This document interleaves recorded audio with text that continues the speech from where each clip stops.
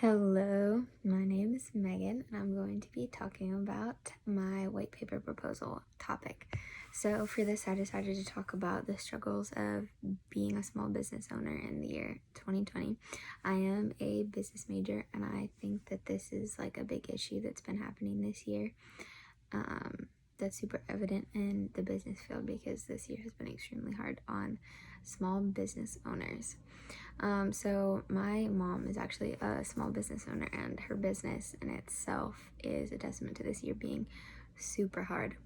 She runs a daycare from our house, and it has been greatly affected with different policies and procedures, and like parents aren't allowed to come inside our house anymore when they're dropping off their children. She has to wear a mask around them all day. She has to make them wash their hands hourly. Like there's all kinds of crazy things. Like they have to all have a separate place to keep their things when they arrive, like in separate bins and things like that. They can't just put them wherever anymore. That's super strict and hard with small children. And that's just a small thing compared to what a lot of businesses have had to do. So in my paper, I'm going to be talking about three like main points. And the first one that I want to talk about is like the constant development of media and technology that small businesses like have to keep up with, because right now technology is super big and it's always changing.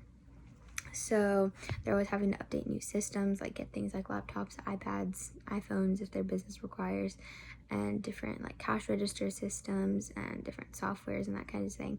And for small business owners, that can be extremely expensive. Big companies can afford that kind of thing because they obviously have the money. If they sell more, have more employees, that kind of thing, they get a lot more business than small businesses do, because usually small businesses are in smaller locations as well, or small towns, so they don't bring out as much profit, so it's hard for them to keep up technologically. And like with media and everything, social media is always like changing and updating, and it's a lot to keep up with and keep on trend, because just the look of something that you're posting or promoting can like turn people away or draw people in. So that's another thing that small businesses have to really pay attention to. And my second point that I'm discussing in my white paper proposal is I want to talk about the effects COVID has had on small businesses, specifically like my mom's, but in other businesses, like they have to have people wear masks, they have to have people put on hand sanitizer before they enter, some have to do temperature checks, that kind of thing.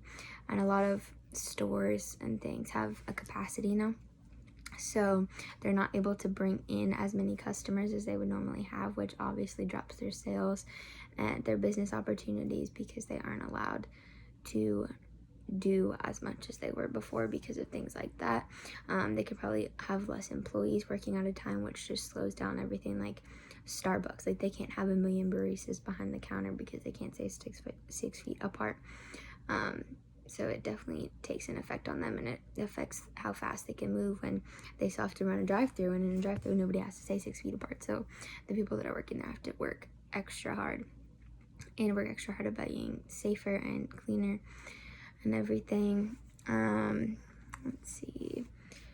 So another effect that COVID has had on small businesses is like a lot of them had to close down for a long time, and I know like that takes a huge effect on them, because not being able to be open, they obviously aren't taking in any money, and a lot of businesses had to close down because of that, because they couldn't afford rent or like to keep up with any bills that they have to pay. So that is also another thing that is quite devastating. Like I can imagine putting my life's work into a business and having to shut it down because of a sickness that's being spread around. That would be absolutely awful. And my third thing is that I want to discuss like the uncertainty of their success and the effects of competitors that they have on like individual small businesses.